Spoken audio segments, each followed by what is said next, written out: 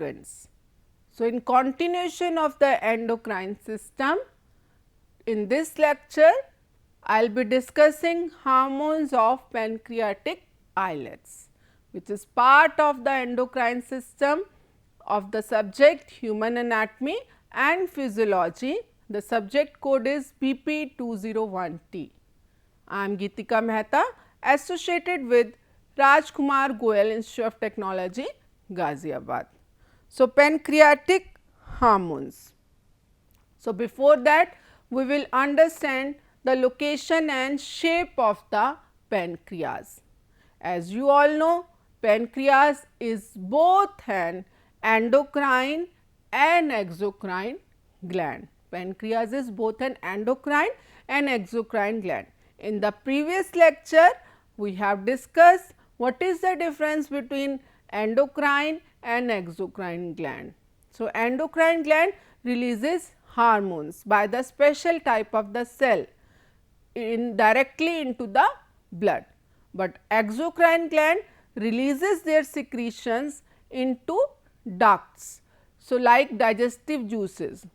So, pancreas is both endocrine as well as exocrine. It is 12 to 15 centimeter long.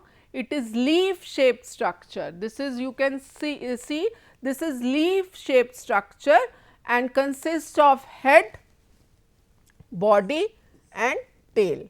Head, body and tail. It is leaf shaped structure, and where does it present? In the curve of duodenum. This is first part, this is the duodenum, first part of our small intestine, and in the curve of duodenum pancreas is present, leaf shaped structure, and it is made up of glandular epithelial cells. It is made up of clusters of glandular epithelium cells and pancreatic hormone. It releases pancreatic hormone which regulate blood glucose level. Apart from the pancreatic hormone, pancreas exocrine part secretes digestive juices and that help in the digestion. So, we will see how it acts. So, there are the two types of the cell mainly in the pancreas. 99% of the cell are known as acini. These are the cluster of the cells which are known as acini, and these 99% of the cells, they are exocrine part and secrete digestive juices. So, 99% of the pancreas consists of the acini, and that is the group of the cells that are exocrine part, and exocrine secretes the digestive juices. Rest 1% are the islets of Langerhans. 1% of the cells. So, these are the acinar cells. These are acinar cells, these are the rounded structure are acinar cells, and in between these are the 1% of islets of Langerhans, and this makes the endocrine part of pancreas. Endocrine part, as you know, it secretes hormones. Endocrine part secretes hormones. So, 1% of the islets of Langerhans secretes 4 different types of hormone. So, it secretes, this secretes, these are the hormones. So, these secretes 4 types of the hormones. So, what are these types? Number 1, alpha cells, 4 types of cells. Alpha cells secretes glucagon, beta cells or B cells secrete insulin, delta cells secrete somatostatin, F cells secrete pancreatic polypeptide. So, beta cells they are present in the majorly beta cells are present almost 70% of these 4 types of the cell. 17% are of alpha cells, 70% are of beta cells, 7% are of delta, and rest is few F cells. So, alpha cell secretes glucagon which increases glucose concentration in the blood. Beta cell secretes insulin which decreases glucose concentration in the blood. Delta cell secrete somatostatin. Somato means growth, statin means stop, to stop the growth. It is, that is growth hormone inhibitor. Somatostatin is growth hormone inhibitor, as well as it inhibit the glucagon and insulin. F cell secrete pancreatic polypeptides. So, insulin is the major hormone that play very important role in the regulation of the glucose, and that is it reduces blood glucose level. Insulin reduces blood glucose level, and how it reduces blood glucose level? You will remember, it decreases blood glucose level. How? It increases the utilization of the glucose. It increases the utilization of the glucose by the cells. That is, it will take the extra glucose from the blood and it will give that extra glucose to the cell, so that cells can utilize more and more glucose, and there will be less of the glucose present in the blood. So, how does it do? So, insulin lowers blood glucose level by accelerating, that by increasing the transport of the glucose into the cell.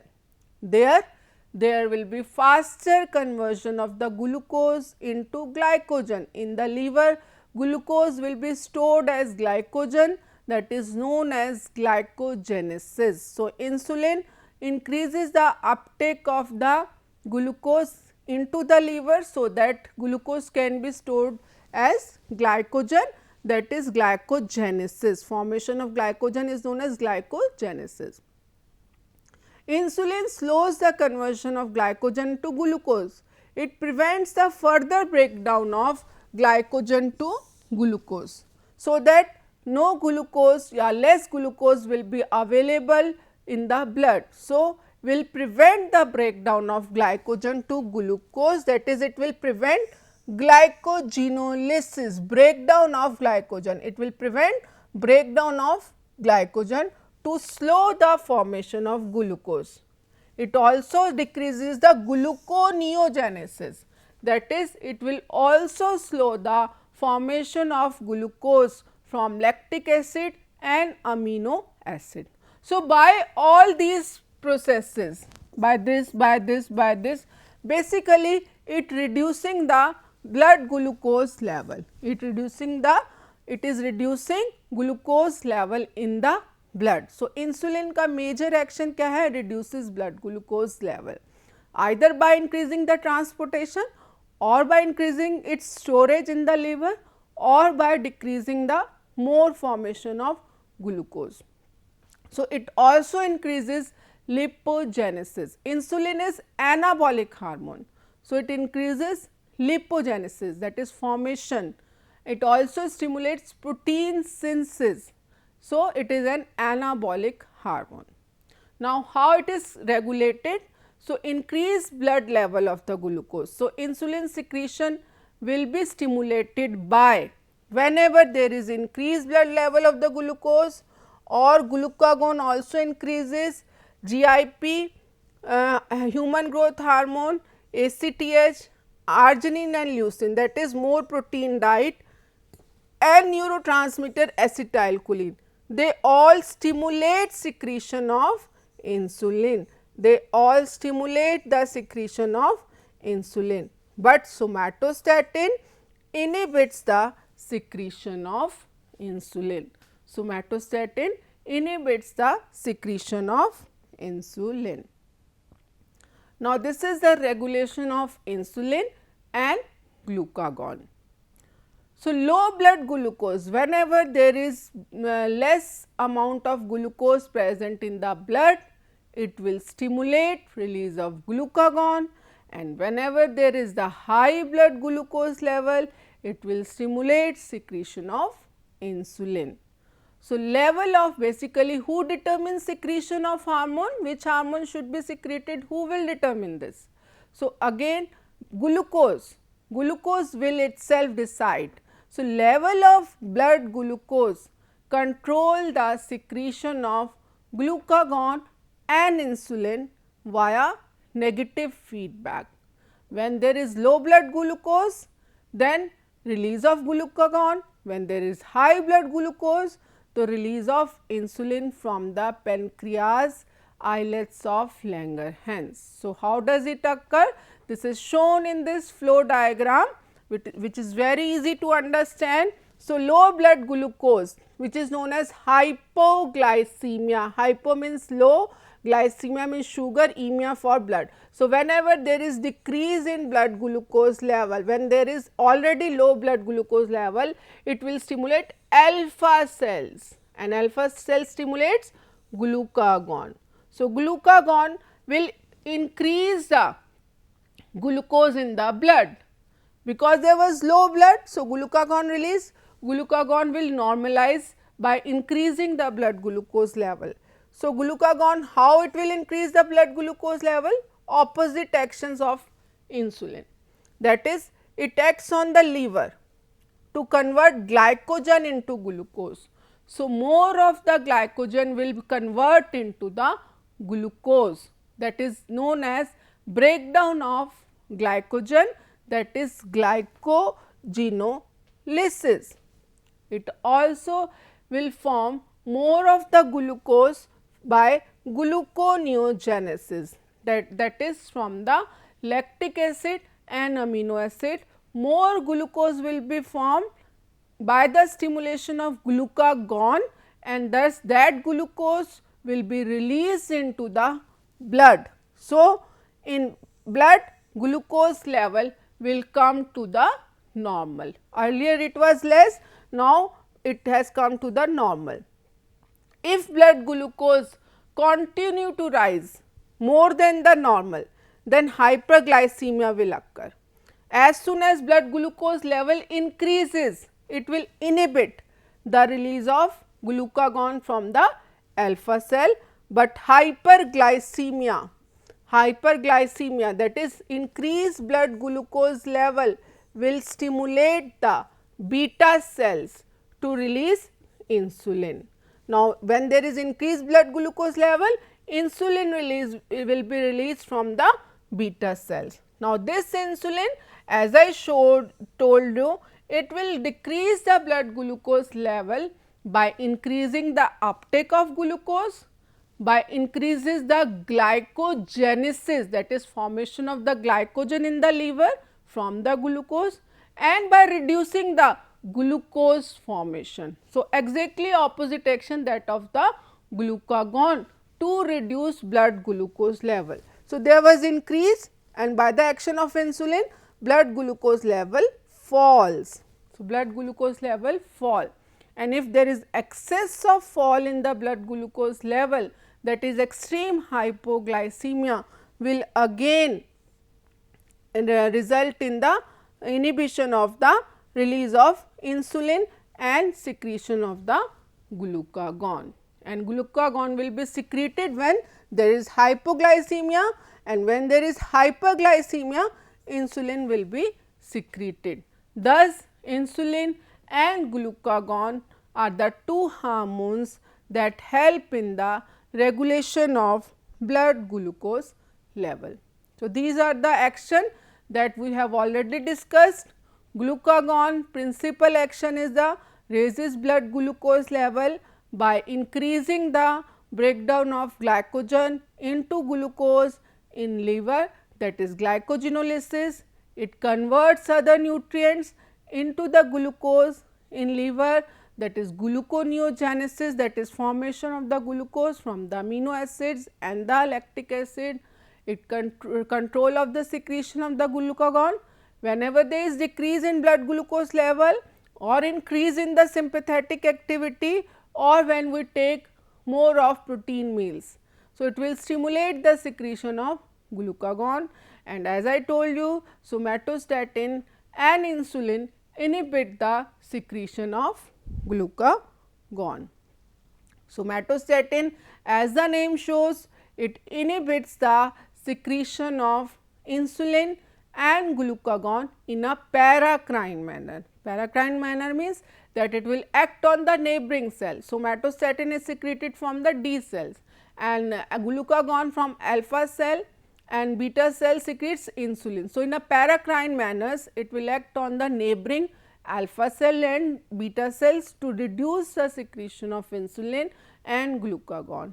Somatostatin will also slow down the absorption of nutrients from the gastrointestinal tract, and as the name implies, it inhibits the secretion of growth hormone. Next is pancreatic polypeptide. Pancreatic polypeptide inhibits somatostatin secretion. It also inhibits gallbladder contraction and secretion of pancreatic digestive enzyme. So, these are the 4 hormones, majorly glucagon and insulin. These are the 4 hormones that are secreted by pancreas islets of Langerhans. So, next is the major disease of this is diabetes mellitus, major disorder which is metabolic disorder characterized by presence of hyperglycemia. Hyperglycemia is increase in blood sugar level. So, what does occur in diabetes mellitus? There is increase, blood sugar level increases above normal. So, it results in the why does it occur? By the impairment in the metabolism of the carbohydrates, lipids and protein. So, it is characterized by inability of the pancreas to produce or use insulin. Thus, insulin is unavailable to aid transport of glucose into body cell. When there is the less of the insulin, so glucose cannot be utilized by the body cell. So, more of the glucose will be present in the blood. So, high blood glucose level. So, more of the glucose will go into the urine, result in glycosuria, and that results in the excess of urine production, polyuria, excess of thirst, polydipsia and polyphagia, that is excess of eating. These are the 3 specific features of symptoms of the diabetes mellitus, that is polyuria, polydipsia and polyphagia. Excessive urine is polyuria, excessive thirst is polydipsia and excessive eating is polyphagia. So, diabetes mellitus is a metabolic disorder which is characterized by presence of hyperglycemia, increase in blood glucose level, because it is inability of the pancreas, either it is not able to produce sufficient insulin or it is not able to utilize insulin. So, glucose cannot be utilized by the cells. So, this is blood glucose chart which shows normal amount of the glucose that should be present, impaired glucose and the glucose level in the diabetes.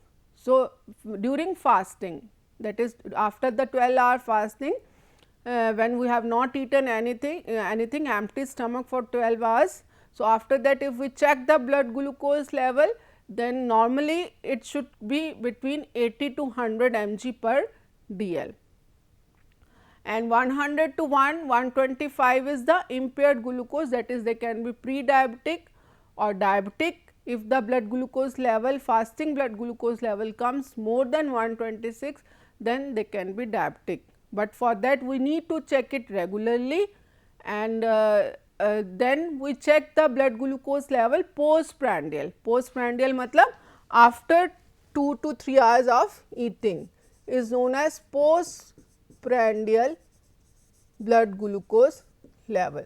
So, after eating it should be normally it should be 120 to 140, and in pre-diabetic it is 140 to 160, but if it is more than 200 after regular checkup, then that can be that can show that patient may be suffering from the diabetes. Normally this is at random, that is after eating it is random, that we can check at any of the time. After eating it is 170 to 100, if it is the normal 190 to 230 shows the pre-diabetic, and more than 220 to 300 it can show that it may be because of the diabetes.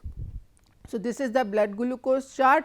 So, normal fasting is 80 to 100, that we should remember. So, type of diabetes mellitus, there are two types of diabetes mellitus. We all know type 1 diabetes mellitus, we call it juvenile diabetes, that is young onset diabetes mellitus. Juvenile means young onset diabetes mellitus. It is characterized by beta cell destruction. It is characterized by beta cell destruction caused by an autoimmune processes. So, type 1 diabetes mellitus, it is like an autoimmune disorder in which our own beta cells are destructed, because beta cell secretes insulin. So, our cells destroy our own beta cell. So, that result in the deficiency of insulin. So, in type 1 diabetes mellitus, which is less common as compared to type 2, it is less common, generally occur in the young patients, and it occur because of the autoimmune disorder, because there is a destruction of beta cells, and that beta cells, because of the destruction of the beta cell, there will be deficiency of the insulin. So, treatment is in this case is simply that the person with the type 1 diabetes, he has to take insulin therapy, so that his blood glucose level can be maintained at the normal. So, this is the only treatment, that is all type 1 diabetic patient will require insulin therapy to maintain normoglycemia. So, this is type 1 diabetes mellitus, that is juvenile onset or young onset diabetes mellitus. Type 2 diabetes mellitus, which is also known as non-insulin dependent diabetes mellitus, it is most common, mostly it occur. So, this is most common, this also we know call it as lifestyle disease, because it is caused by number of the factors, environmental factors also, lack of exercise, obesity, overeating, stress as well as aging. So, generally it is known as late onset. We call it late onset because it occurs generally at the middle age of the, but it occurs generally because of the lifestyle disease कहते हैं हम इसको, because it occur because of the sedentary lifestyle, like lack of exercise or overeating or obesity. So, it is the most common form of diabetes mellitus, which is caused by a combination of genetic factors related to impaired insulin secretion. Either there will be impaired insulin secretion or insulin resistance, means cell will not be able to sensitize or cell not be able to show the response of insulin. Insulin is not able to respond to the cell, and environmental factors such as obesity, overeating, lack of exercise, stress as well as aging. So, this is type 2 diabetes mellitus, which is known as late onset or non-insulin dependent, because we can treat it from other diseases also, and if it is mild type of diabetes mellitus, then just with the nutrition changes, with the diet change and with the few exercise, we can bring our blood glucose level back to the normal.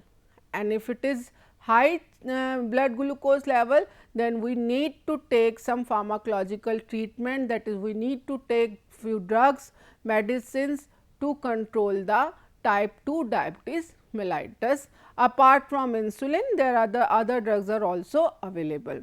So, these are the two types of diabetes, type 1 and type 2 diabetes, in which there is increased blood glucose level, and thus it causes the polyuria, polydipsia, weakness, lethargy, and slowly it affects our other organs also.